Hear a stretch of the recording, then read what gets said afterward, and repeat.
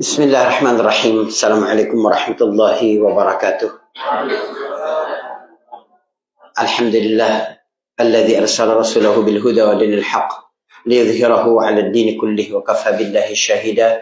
Asyhadu an la ilaha illallah wahdahu la syarika lahu wa asyhadu anna Muhammadan 'abduhu wa rasuluh. Allahumma shalli wa sallim wa barik 'ala nabiyil huda wa 'ala alihi wa ashabihi wa man walah, amma ba'd. Jamaah qiyam Ramadan yang dirahmati Allah Subhanahu wa taala.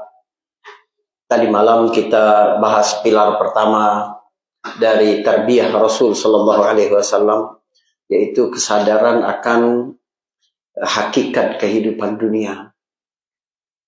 Hari ini kita bicara tentang pilar yang kedua, yaitu menjadikan Allah Subhanahu Wa Taala sebagai sentral kehidupan.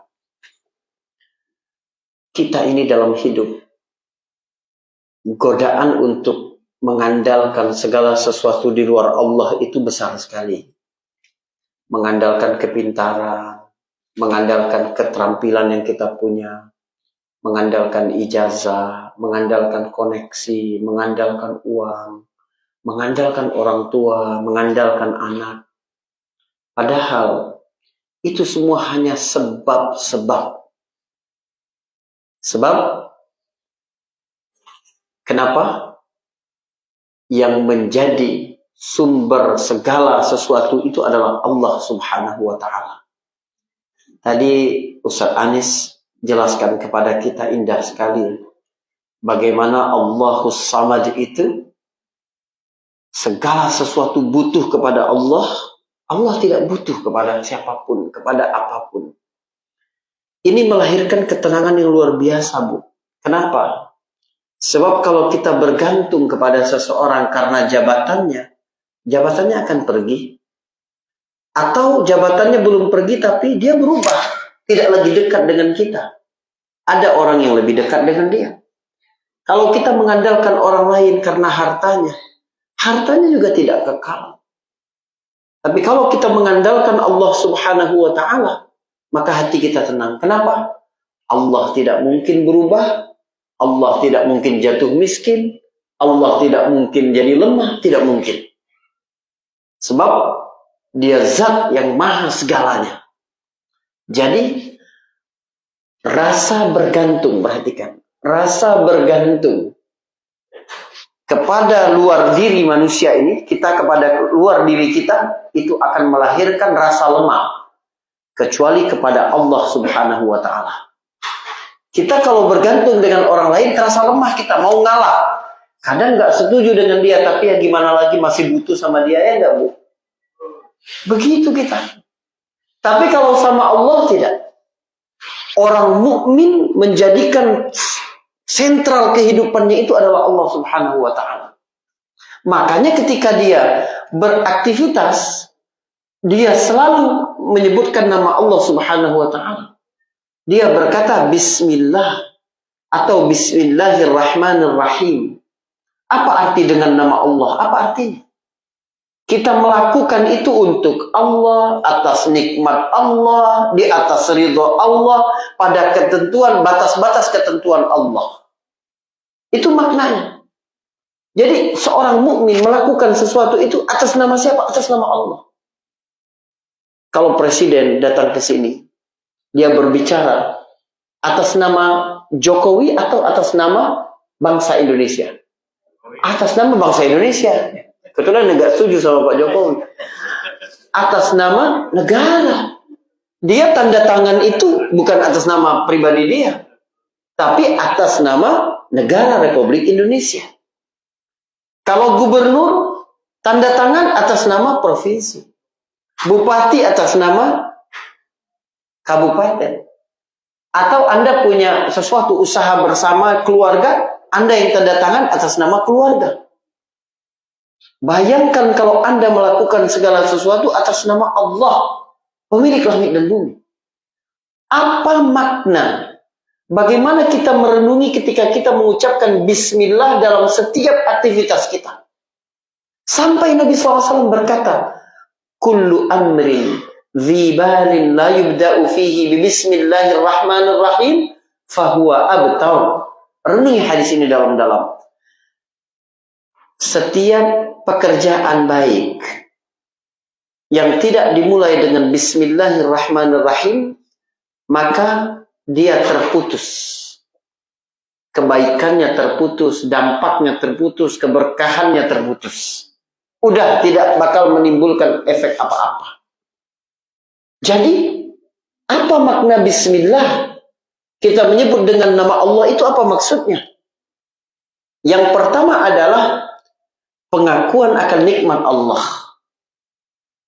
Jadi ketika kita masuk rumah, kita mengucapkan Bismillah, berarti kita mengakui bahwa kenapa aku masuk atas nama Allah? Karena rumah ini bisa aku tempati disebabkan nikmat dari Allah. Jadi kita mengakui nikmatnya. Pada saat saya minum ini, saya mengucapkan Bismillah, berarti saya menyadari, mengakui bahwa air ini dari Allah Subhanahu wa Ta'ala. Enggak Ustadz, airnya saya beli kok. Iya, kalau kamu punya uang jutaan dolar, tapi air tidak ada, bisa kamu minum pakai uang itu? Tidak bisa. Kita mesti faham bagaimana Allah Subhanahu wa Ta'ala menyediakan air ini, sehingga sampai ke meja tempat kita menikmatinya. Itu adalah kemudahan nikmat dari Allah Subhanahu wa Ta'ala. Jadi kita mengakuinya. Begitu juga ketika kita makan. Kita mengakui bahwa nikmat makanan ini kita dapati dari Allah Subhanahu wa Ta'ala. Sebab sumber segala sesuatu itu dari Allah. Bapak-bapak, ibu-ibu yang dirahmati Allah Subhanahu wa Ta'ala. Saya berikan analogi. Misalnya masjid ini ada satu pengurus yang bertanggung jawab untuk menyalakan lampu-lampunya kalau sore gitu ya. Setiap hari dia melakukan itu bertahun-tahun. Setiap sore dia menyalakan lampu-lampu itu. Sampai akhirnya timbul rasa di dalam dirinya, kalau tidak ada saya, nggak nyala itu lampu di masjid. Dia merasa bahwa penyebab terangnya lampu-lampu ini karena dia yang menyalakannya. Satu hari, sore dia datang untuk menyalakan lampu, tiba-tiba nggak ada yang nyala. Dia cek, kok nggak ada yang nyala? Ternyata terjadi aliran terputus, sehingga tidak bisa mengalirkan listrik ke masjid. Dia baru sadar pada waktu itu bahwa sebab utamanya selama ini terang bukan karena dia, tapi karena ada sumber listrik itu. Begitulah orang mukmin melihat seluruh prestasi-prestasi, seluruh nikmat, seluruh capaian, seluruh yang terjadi dalam hidupnya itu ada sumber paling jauhnya. Itulah Allahus Samad tadi. Itulah Allah yang tidak bergantung dengan apapun, tapi segala sesuatu bergantung kepada Allah Subhanahu wa Ta'ala. Makna kedua Bismillah adalah kita berkomitmen untuk melakukan itu sesuai dengan ketentuan Allah. Sebab mustahil kita mengatasnamakan Allah dengan nama Allah, tapi melanggar perintah Allah. Seorang minum khamar, minuman keras, hasil nyuri, pakai tangan kiri pula, bilang Bismillah. Apa pendapat ibu-ibu semua? Kan bertentangan. Dia minum menyebutkan dengan nama Allah, tapi dapatnya dari mencuri, yang dia minum juga minuman keras, pakai tangan kiri, tidak sesuai dengan aturan Allah. Jadi kalau kita setiap hari merenungi makna Bismillah yang kita ucapkan itu, akan melahirkan ketenangan, akan melahirkan istiqamah. Jadi ada dua nikmat luar biasa ini. Yang pertama apa? Sakinah, ketenangan hati. Yang kedua adalah istiqamah, keteguhan hati. Harus begitu. Pada saat perang Khandaq, ini perang yang paling banyak pasukannya sampai tahun ke-8 Hijriah, paling banyak yang dibawa Nabi, 12.000 pasukan. 10.000 pasukan itu berasal dari Mekah, 10.000 dari Madinah, 2.000-nya adalah orang-orang Mekah yang baru memeluk Islam. Sewaktu keluar dari Mekah, melihat jumlah manusia yang banyak dengan perlengkapan senjata, karena Nabi SAW meminjam baju perang dari Safwan bin Umayyah bin Khalaf. Waktu itu belum masuk Islam. Safwan bin Umayyah minta waktu kepada Nabi untuk berpikir 3 bulan. Jadi dia belum masuk Islam waktu itu. Nabi pakai 200 pakaian perangnya. Safwan itu berkata kepada Rasul SAW, "Ghasban ya Muhammad, ini rampasan ya Muhammad." Kata Nabi, "Bal 'ariyatan bid-dhaman." Enggak. Ini adalah minjam dengan jaminan. Kalau rusak diganti. Subhanallah, lihat Nabi. Padahal dia sudah menang tuh. Harusnya kalau pemenang itu bisa ngambil apa saja. Iya kan? Orang merampas tanah aja diambil semua. Apalagi ini membebaskan kota Mekah yang memang menjadi hak mereka. Bapak ibu-ibu rahmat Allah subhanahu wa ta'ala. Karena mereka ini baru dalam akidah ya. Jadi ketika mereka keluar melihat jumlah pasukan yang besar itu, dari kalangan yang baru masuk Islam ini terdengar bisik-bisik. Sederhana sekali. Mereka berkata, "Lan nughlabal yawm an qillah." Kita nggak bakal kalah. Sebab jumlah kita nggak sedikit sekarang. Apa salahnya ngomong begitu coba? Kalau kita pikirkan. Kita nggak bakal kalah karena jumlah kita yang banyak. Rupanya ini menyebar. Menjadi mental para pejuang-pejuang yang lain. Menyebar kepada 10.000 pasukan yang juga berasal dari Madinah yang secara akidah sudah dididik oleh Nabi lebih lama. Rupanya itu adalah penyakit. Apa penyakitnya? Mereka mulai mengandalkan diri mereka. Kita nanti, sehingga kalau nanti mereka memperoleh kemenangan, mereka akan berkata, jumlah kita banyak. Paham? Godaan untuk mengandalkan jumlah. Apa yang terjadi? Allah buat tunggang langgang pasukan ini. Lari, terbirit-birit. Allah sampaikan ya dalam surat At-Taubah ayat 25, "Laqad nasarakumullahu fi mawatina katsiratin wa yawma Hunain id a'jabatkum kathratukum falam tughni 'ankum syai'an wa dhaqat 'alaikumul ardu bima rahabat thumma wallaytum mudbirin." Ingat enggak? Kamu sudah Allah kasih banyak kemenangan, tapi perang Hunain Allah enggak kasih. Kenapa? Saat itu kamu membanggakan jumlah kamu yang banyak. Jumlah yang banyak itu tidak ada artinya. Bumi pun menjadi sempit, lalu kalian lari tunggang langgang, kata Al-Quran. Jadi, supaya menyelamatkan akidah mereka, Allah subhanahu wa ta'ala ambil kekuatan mereka. Supaya mereka kembali mengandalkan Allah subhanahu wa ta'ala. Ibu-ibu berbahagia, bapak-bapak yang dirahmati Allah subhanahu wa ta'ala. Kalau Allah sayang kepada seseorang, Allah akan mengambil yang paling diandalkan oleh orang itu supaya dia kembali mengandalkan Allah. Jadi kalau hari ini ada yang mengganggu akidahmu bahwa aku ini bisa survive di sini karena aku pintar ini, sehingga aku dapat penghasilan segini, tolong dihapus. Allah lah yang memberimu keterampilan itu. Kalau Allah cabut itu mudah sekali. Allah subhanahu wa ta'ala lumpuhkan satu tanganmu, selesai. Allah subhanahu wa ta'ala buat sedikit engkau terpleset di kamar mandi, otakmu tidak jalan, selesai. Ingat, Allah bukan menciptakan sesuatu lalu membiarkan, bukan. Tapi Allah mengurusnya sepanjang waktu. Kulla yaumin huwa fi sya'an. Setiap hari Allah itu sibuk mengurus hambanya. Jangan pernah ada perasaan di dalam dirimu Allah menciptakanmu lalu membiarkan engkau bekerja sendiri. Tidak. Ala lahul khalqu wal amru, kata Allah. Ketahuilah bahwa milik Allah lah ciptaan-ciptaan kita ini, milik Allah pula peristiwa-peristiwa. Segala yang terjadi diatur oleh Allah Subhanahu wa taala. Maka apa yang bisa menyelamatkan kita ibu-ibu semua? Perhatikan. Orang mukmin dalam menjalani hidup ini selalu di atas line, di atas garis la ilaha illallah. Maka ketika dia mau melakukan sesuatu, dia bertanya ke dalam hatinya. Ini menguatkan tauhid, menguatkan la ilaha illallah dalam hati dia, atau justru melemahkannya. Kalau sekiranya menguatkan, dia jalan, dia teruskan. kalau itu melemahkan la ilaha illallah dalam dirinya, maka dia mundur, dia tidak melakukan itu. Apapun keuntungannya di dunia. Orang kalau terus melangkah dengan la ilaha illallah, maka itulah yang disebut dengan istiqamah atau konsisten.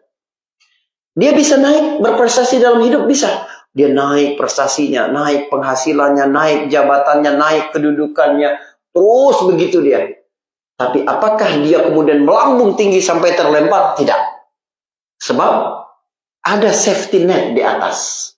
Safety net itu adalah Masya Allah la quwwata illa billah. Dia selalu sadar bahwa Masya Allah ini semua adalah keinginan Allah.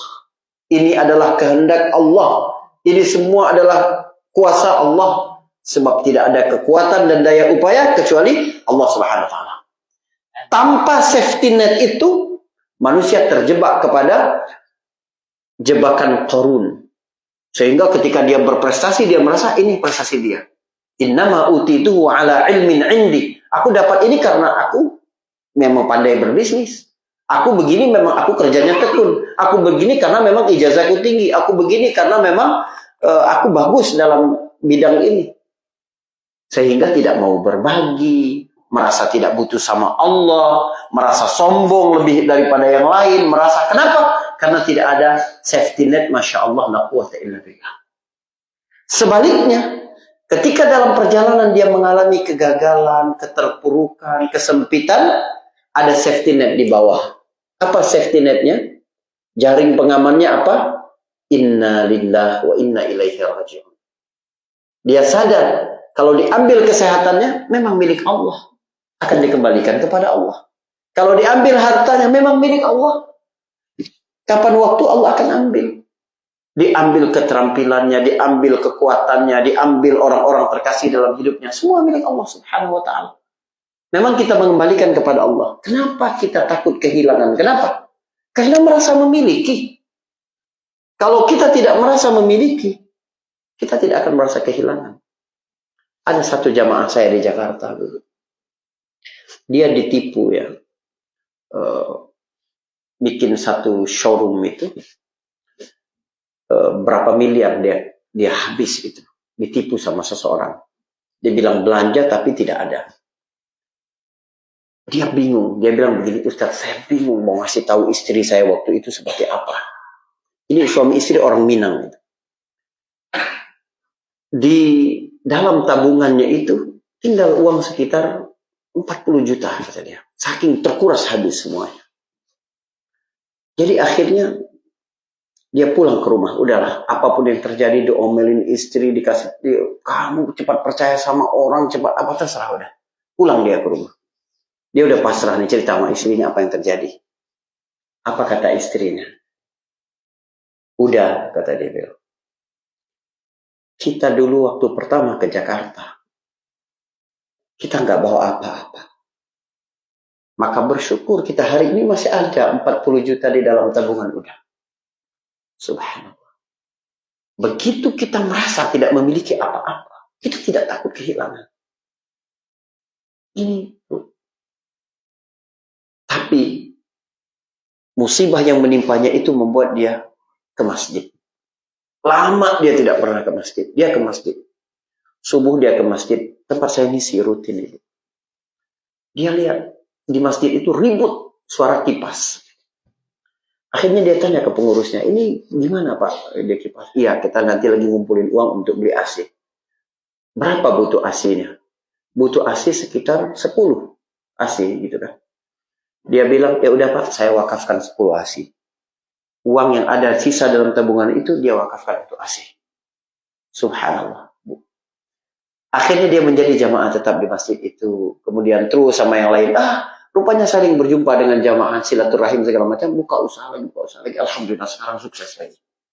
Subhanallah, punya bengkel besar banget di Jakarta Selatan. Ini asli. Ya, sekarang dia pemegang salah satu hak jual salah satu maskapai Timur Tengah. Luar biasa sekali. Jadi serahkan segalanya kepada Allah Subhanahu wa Ta'ala. Ketika kita jatuh, ada yang menampung kita bahwa kita ini milik Allah. Kita akan kembali kepada Allah. Jangan putus asa. Bukan kamu yang mengurus kehidupanmu sendiri, bukan. Allah yang mengurus kehidupanmu. Tapi ingat, ketika engkau tinggi, kamu harus ingat juga. Itu bukan karena kepintaranmu, bukan karena kekuatanmu. Tapi la haula wa la quwata illa billah. Semoga bermanfaat semuanya. Ini pilar pendidikan kedua. Kalau antum dapat terapkan ini dalam hidup, tahu akan hakikat harga dunia, tadi malam kita belajar, lalu kita menjadikan segala sesuatu itu tergantung kepada Allah Subhanahu wa taala, kita akan menemukan kekuatan sejati di dalamnya.